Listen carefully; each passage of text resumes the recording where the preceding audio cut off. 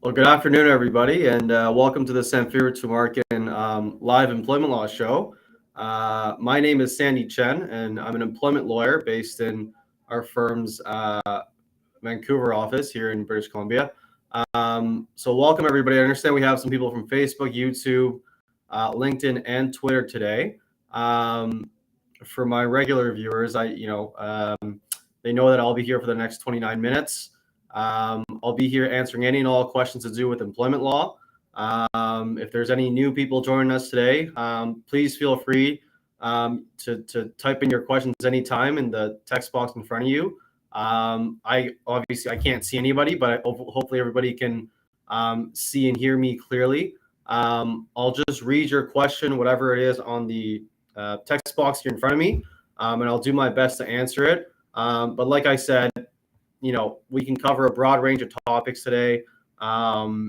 Employment law, as everybody can probably imagine, there's a lot of issues that arise in the workplace. Unfortunately, it's not a perfect world, but if you're having issues with your pay, if your pay has been cut, if you're having issues with a colleague who's harassing you, if you have an unsafe work environment, if you've been fired, or if you're just being hired for the first time and you've been presented with an employment contract, anything and everything to do with the workplace. If you're having issues, put in your questions. Like I said, I'll be here until 1:30 answering questions live. So I have a few topics I wanted to talk about today, but I am going to put prior to the questions, and we've got our first one here. We got a question from Trevor on Facebook. And Trevor asks, are you able to negotiate terms at the start of a new job? Is there anything I should be watching out for? Trevor, that's a really good question, an important question, and it kind of touches on a topic I wanted to talk about today.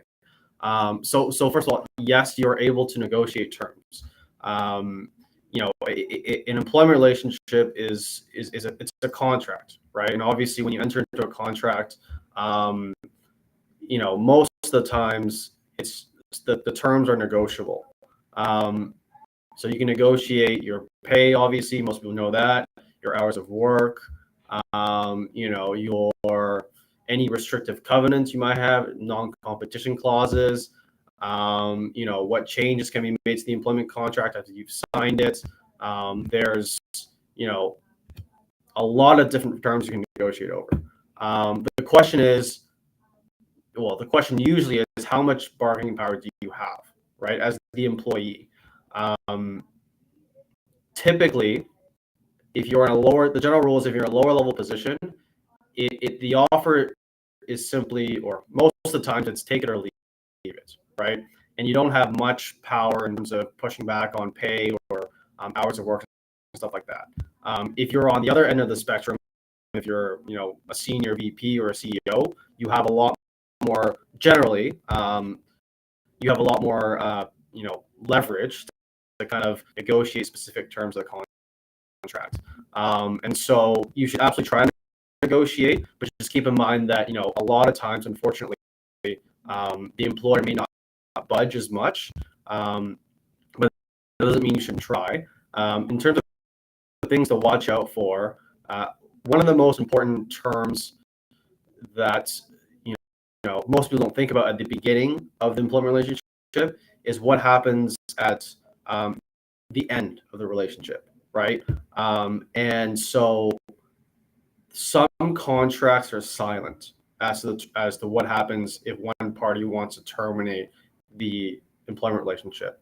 A lot of contracts define what happens at the end of the employment relationship. So if the employer wants to terminate you, the contract may say how much notice they have to give you, right?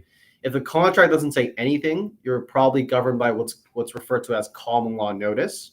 And that's where people get that, if you've heard the whole, a month per year of service rule, it's not legally technically true, but it's, it gives you a very, very rough ballpark. If your contract says we can terminate you by giving you the minimums in accordance with the Employment Standards Act, that means a week per year of service. And so that's one specific term you should watch out for, is if the employer wants to terminate you, how much notice do they have to give you, right? And so other terms to watch out for, I've seen contracts presented to, some contracts that I've reviewed for clients. A term will say, we can change the terms or the duties and responsibilities of your position unilaterally without your permission. Obviously, you don't want to give that much leeway to the employer, because if that term's in your contract, then you're arguably giving the employer the right to change your hours of work, maybe change your position and who you report to and who reports to you. If you're in a management position, maybe they can take that away. So I've seen that. That's another term to watch out for. There's other terms. There's a lot of actually onerous terms that could be in there. Non-competition clauses, non-solicitation clauses, intellectual property clauses. So, Trevor, I don't have.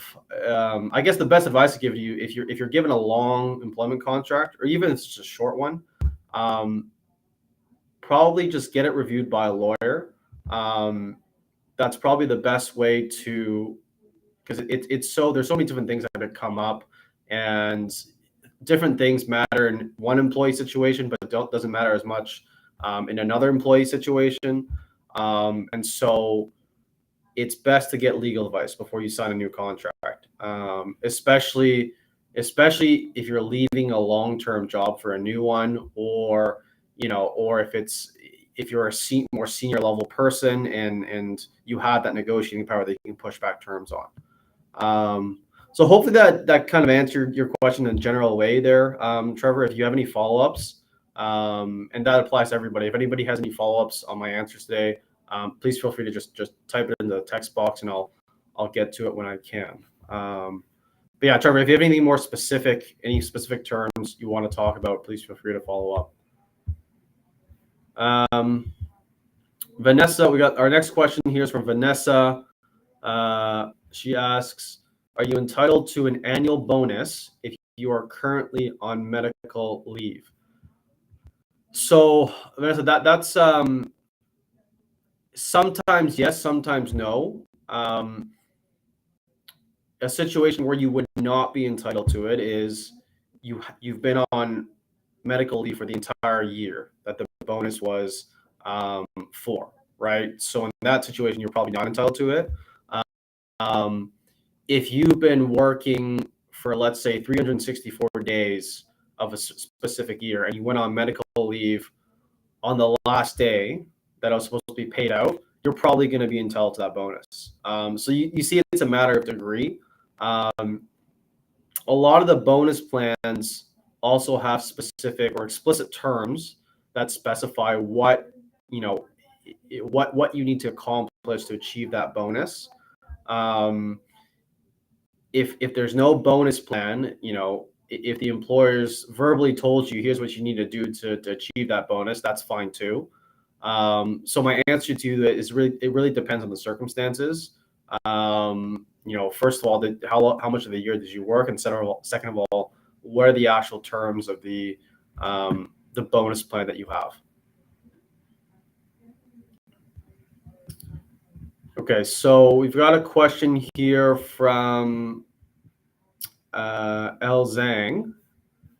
So it's a series of questions. So let me just get through this. So El Zhang, you're saying the employee is receiving LTD benefits with gradual return and just being terminated without cause recently. Is that considered a wrongful dismissal? The employee did not go back to full duties yet, but will be back in regular duties, and termination notice will be ended in 4 weeks. In this case, the full job duty status is better than gradual return or not. You are not entitled to the bonus when you are on leave. The bonus is only applied to the regular earnings. So I guess, Elton, there's a few different things going on in your questions. Let me just go back to the beginning. your first the first issue I see. So if an employee is receiving LTD benefits to gradual return, that's very common, right? You'll get a partial top up from the insurance company, and the employer will pay you for your hours worked, right? And if you're let go during that period, absolutely yes, it is a wrongful dismissal, right? There's nothing specific about a gradual return to work that prevents you from suing for wrongful dismissal. A wrongful dismissal essentially when you've been let go without, well, most of the time I should say, without being provided enough notice, right? So nothing about that situation prevents a wrongful dismissal just because you're on a gradual return to work, getting, long-term disability benefits. The other issue I see there's an issue of potential violation of the Human Rights Code, right? Whatever province you're in, each province has their own code. In BC, it's the BC Rights Code. If you're let go during that time period when you're going back to work, this raises the question of why were you let go during that time period, right? If it's because the employer didn't want to accommodate your medical condition anymore, and they want someone, back on a full-time basis, that's probably considered discrimination. And by probably, I mean it is discrimination if you do that, because you can't treat someone differently, negatively, because of their disability or their medical condition. And so the situation you're raising, Elzang, there's the question of whether there's discrimination on the basis of disability there. So you're in Ontario. Oh, I see you're in Ontario.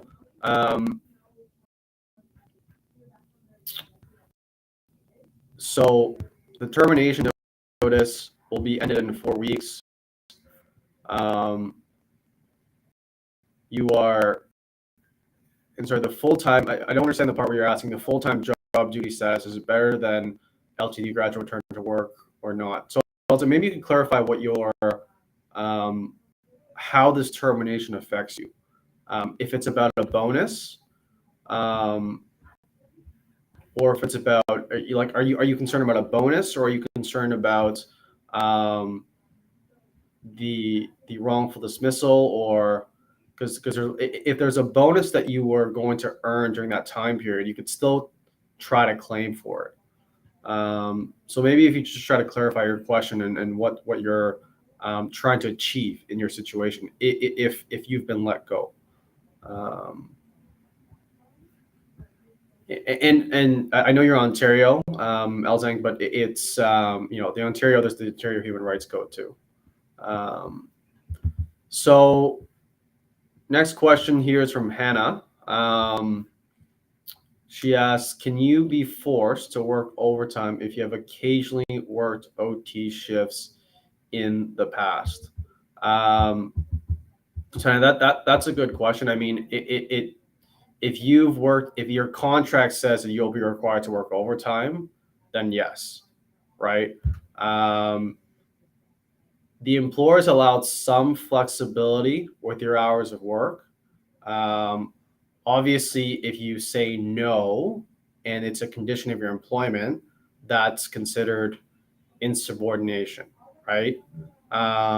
If your contract is silent and you've never worked overtime, or you say you've occasionally worked overtime shifts in the past, if your contract's silent or if it says 40 hours a week and that's it, and you're paid by the hour, right? Then you can't technically be forced, right? If it's not a condition of your employment.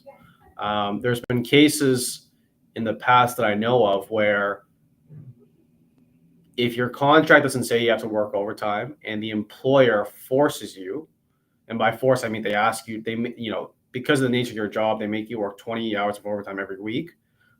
There's been cases where a judge has said that's actually a fundamental change to the terms of your employment, and that you could actually, that's something you could sue for severance over, right? If they're making you work a lot more than what you are legal, well then what you legally have to under the contract, that's a fundamental change to the terms of your employment. That's something you could sue for severance over. So I mean, just depends on, I guess, if your employment contract, what your employment contract says, Hannah. If you're a salaried employee, right, and your contract just says we're going to give you $100,000 a year, and you're going to work what's necessary to, achieve a specific task or goal, then arguably you have to work that overtime. Now, just because you're a salaried employee doesn't mean you don't get paid for the overtime, but it might mean that you have to work some hours to get a particular task or something done. Okay, so follow up here from Al Zhang. Your concern is about the health issue in the future. Al Zhang, because of the disease, it is highly likely to reoccur. Al Zhang, so I think if you've been let go and you're on a gradual return to work, talk to a lawyer. Talk to one of my colleagues in Ontario. Go to employmentlawyer.ca and you can find some contact information on there for us. It sounds like something's not right here in terms of how the employer has managed your return to work, right? They can't. I'll say in the vast majority of cases, if you've been let go during a gradual return to work, the employer is going to have some liability, right? Whether that's to pay you some severance, whether it's for what's called injury to dignity damages under the Human Rights Code, right? For discriminating against you. There's a potential way you could try to seek reinstatement under the Human Rights Code in Ontario. And so there's different avenues you could go down, different paths that you can go down to try to remedy the situation. Particularly if you have this condition that's, you're saying is highly likely to reoccur, and if it's going to prevent you from finding another job anytime soon, right? That's why it's important. I think you talk to an employment lawyer about your specific situation, but I will say in general, it's, there's probably something the employer may have done wrong there if they've let you go while you're on a gradual return to work.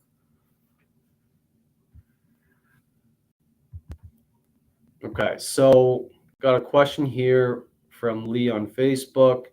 I was let go after almost 3 months at my job, and you were offered no severance.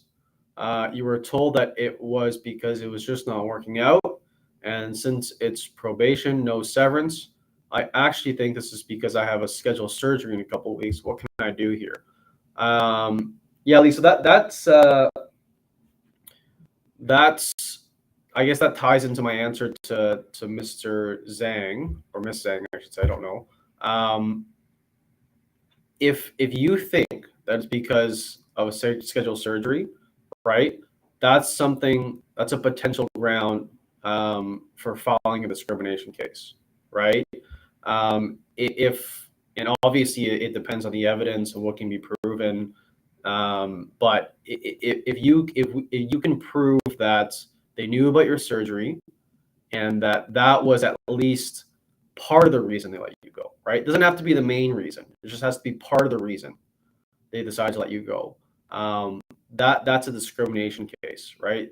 And it's something that's, well, it's illegal, right? It's illegal to do that because you have a scheduled surgery, because the employer thinks you have some medical condition that'll prevent you from doing the job, anything like that. In terms of the probationary period, it's and the severance part, because that's the other aspect of what's going on with your situation.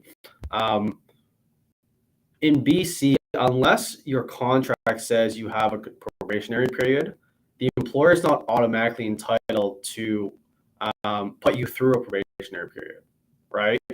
And so if you have no contract, or you have a contract that doesn't say you have a probationary period of 3 months, they're going to have to pay you severance, okay? And so even if you've been there a day, they're going to have to pay you some severance, and that's common law severance, right? I've seen cases where people have been at a place for 3, 4, 5, 6 months, and a court will award them anywhere between 3 to 6 months of pay, right? It depends on a lot of factors, but it's possible. And so I think even if they do have and I guess the third part of your case, of the analysis of your case, Lee, is, let's say they have a probationary clause in your contract. If you can prove that it was because of your surgery, right, and because they knew you had some medical condition and you had to take some time off, then the contract almost doesn't matter, because you can't contract out of the Human Rights Code. The issue with if they do have a probationary clause, is to let you go to a much lower standard than if you didn't have the probationary clause. So if you have a probationary clause, they can say you were unsuitable, whereas if you didn't, they would have to prove just cause, which is a higher standard, before they can say we don't have to give you any severance. So there's a lot going on in your case there, or in your situation there, Lee. I would talk to like I tell everybody, talk to a lawyer if you want to investigate it further. I certainly wouldn't in your situation, because it sounds like, it depends on, and a lawyer can help you sort out how strong the case is based on what evidence can be presented, right? And what's in writing, or what happened to lead up to your termination, and were there performance issues before they advised you of your termination? Did they ever talk to you about performance issues, anything like that? Were there any incidents at work? If you had a clean disciplinary history, right, and you didn't have any performance issues, and in fact if your boss told you were doing a great job, and then on one day you tell them, hey, I have a surgery coming up, and the next day they let you go, that's kind of what's called a prima facie case, right, of discrimination, right? Because as soon as you told them you had this surgery, they let you go, and so you can kind of presume that that's why they may have let you go. So I think, talk to a lawyer, because just because you were let go within 3 months doesn't mean you can't get as much as 3, 4, 5, or 6 months of severance here in BC. It just depends on on a few other key factors in your case. Okay, so got another question here from Sebastian. Demoted after your company was sold to a new owner. You've been at this job for almost 15 years. How are they allowed to do this? Sebastian, I'm sorry to hear that. So if you're non-unionized in BC, and I know a lot of my regular viewers probably know this, but if you're non-unionized, the employer can basically do as they see fit in terms of whether they want to keep you in that job or give you a different job, right? The question, the response from you, the question to be asked by the employee is, what can I do about what the employer has done? And so if the employer has demoted you, in a lot of situations, you can say, no, I reject that demotion, and I want my severance pay, right? So, I mean, if you were kind of a manager and they demoted you to, I don't know, like a junior analyst or a junior, whatever, bookkeeper or whatever, that's, the legal term is called constructive dismissal, right? So they can't do that. Now, in your response, you can say, I accept it, or you can say, no, I'm going to reject this demotion and you owe me severance pay, right? It's a matter of degree, okay? It's a matter of, I don't want to say all demotions are constructive dismissal, right? Some, quote unquote, demotions may not be significant enough, right, so as to trigger that constructive dismissal. So it's a matter of degree. And before you do anything, Sebastian, like quit your job and claim constructive dismissal, talk to a lawyer, right? Especially if you've been at this company for 15 years. The other issue I see in your case, Sebastian, is if your company's been sold, sometimes that triggers a termination of your employment, right? And so I don't know. Obviously, and you might not know either. Actually, you probably don't know. what the nature of the transaction of that sale was, right? And so if it's a new owner, that may have been a termination of your employment, which triggers severance pay obligations. And if you've been there 15 years, those severance obligations could be substantial, right? Could be 15 months. I don't know. It's something that if the demotion is something you're not prepared to accept, again, the employer can do it, but in response, you could say that that's a fundamental change to the terms of your employment and claim for severance pay. And so talk to a lawyer before you do anything, but I think you have some options there as to what you can do in response to this demotion. So I think I don't see any more questions there. But guys, if I've missed one of your questions, please just type it in again. And if there's any follow-ups, I will put priority to that. So I guess I'll end the show with saying that